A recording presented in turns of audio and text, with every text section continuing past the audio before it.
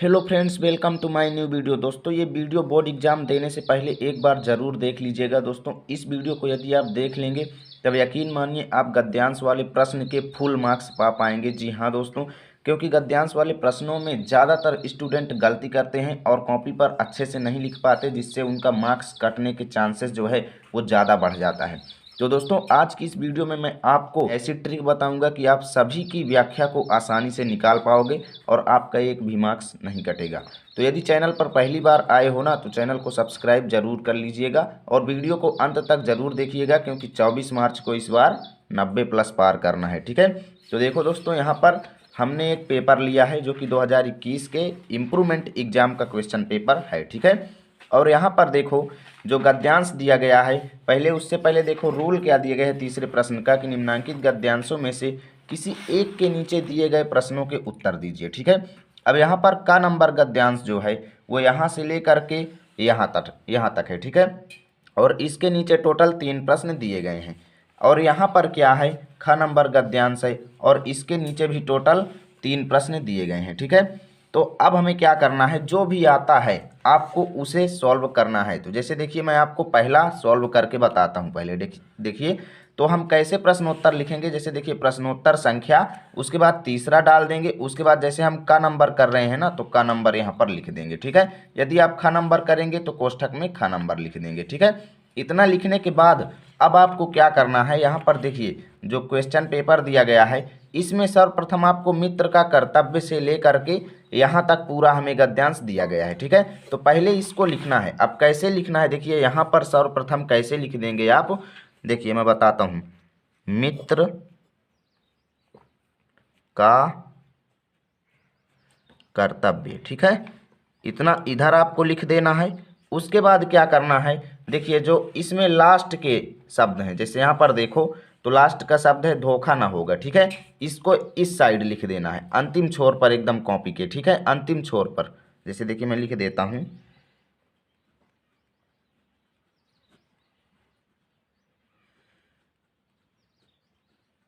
ठीक है, इस तरीके से लिख देना है। उसके बाद आपको क्या करना है दोस्तों, यहाँ पर पटरी लेना है और क्या करना है, देखिए ध्यान से इसमें अच्छी तरीके से लाइनिंग करना है, जिससे ये देखने में थोड़ा और अच्छा लगेगा, इस तरीके से।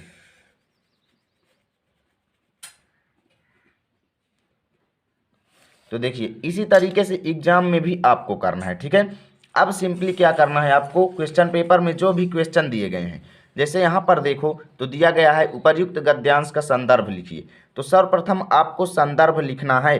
तो संदर्भ कैसे लिखेंगे, इसके लिए भी आपको इधर कुछ लिखना होगा। तो कैसे लिखेंगे, देखें यहाँ पर तो तीसरे का पहला क्वेश्चन है, उपर्युक्त गद्यांश का संदर्भ लिखो। ठीक है, तो संदर्भ कैसे लिखेंगे, देखिए इधर आपको सर्वप्रथम स्केच पेन से हेडिंग डालना होगा, पहला नंबर, देखिए इस तरीके से। ठीक है, पहला नंबर क्वेश्चन का आंसर दे रहे हैं तो इधर लिख देंगे संदर्भ।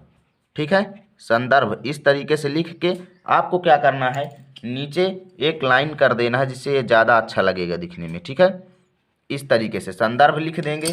अब क्या करेंगे दोस्तों, संदर्भ हमें लिखना है। तो देखिए ये जो दिया गया है गद्यांश, ये हमें मित्रता चैप्टर का दिया गया है। ठीक है, मित्रता चैप्टर का, जो कि आचार्य रामचंद्र शुक्ल जी द्वारा लिखा गया है। तो इसका संदर्भ कैसे लिखेंगे, देखिए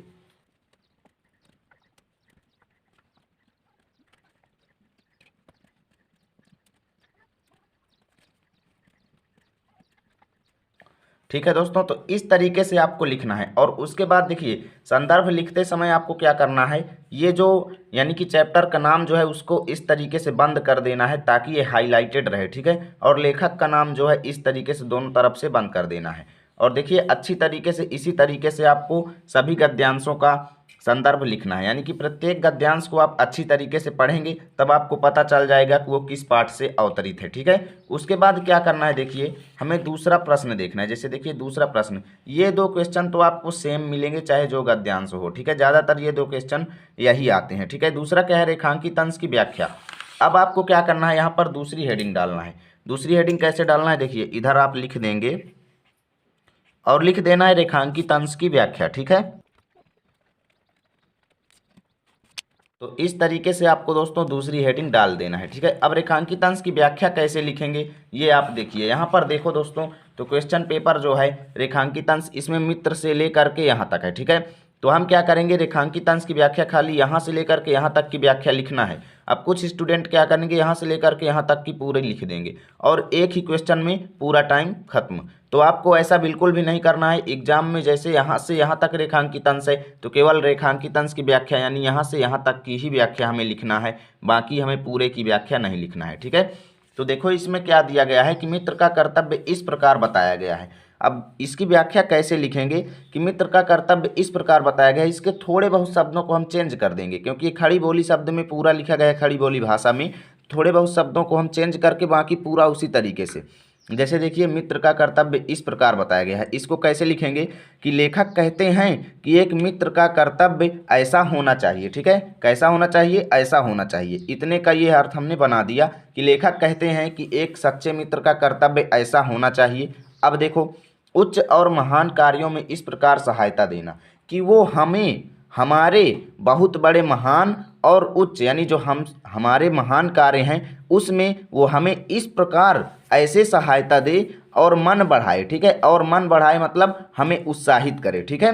मन बढ़ाए मतलब हमें उत्साहित करे और साहस दिलाना कि तुम अपनी निज की सामर्थ्य से बाहर काम कर जाओ। लेखक कहते हैं कि एक सच्चे मित्र का कर्तव्य ऐसा होना चाहिए कि वे हमारे ऊंचे और बड़े बड़े महान कार्यों में वो हमारे मन में और ज़्यादा हमें साहस दिलाए कि हम अपनी क्षमता से ज़्यादा काम कर जाएं, ठीक है। सामर्थ्य की जगह पर हमने क्षमता कर दिया, बाकी पूरा वही है कि हम जितनी हमारी औकात नहीं है उससे ज़्यादा हम काम कर जाएं यानी उससे महान काम कर जाएं, ठीक है। यह कर्तव्य उसी प्रकार का मित्र कर सकता है जो दृढ़ और उच्च यानी महान संकल्प का होगा, ठीक है। तो इस तरीके से व्याख्या आपको सभी की बनाकर लिख देंगे इसी तरीके से।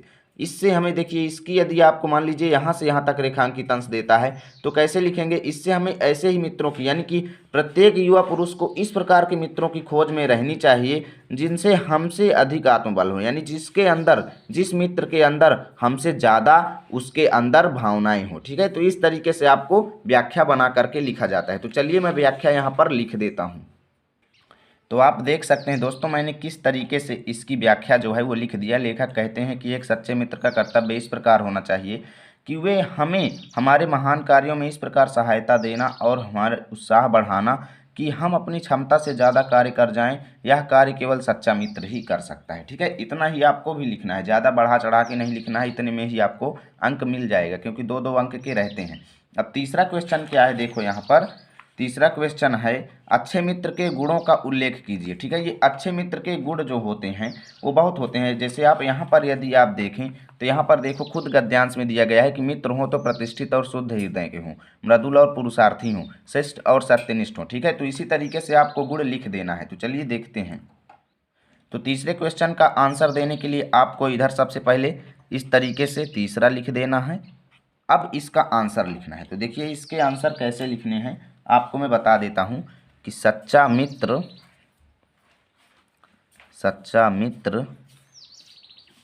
ठीक है, सच्चा मित्र प्रतिष्ठित पुरुषार्थी आपको गद्यांश से ही ढूंढना है, ठीक है, तथा शुद्ध हृदय के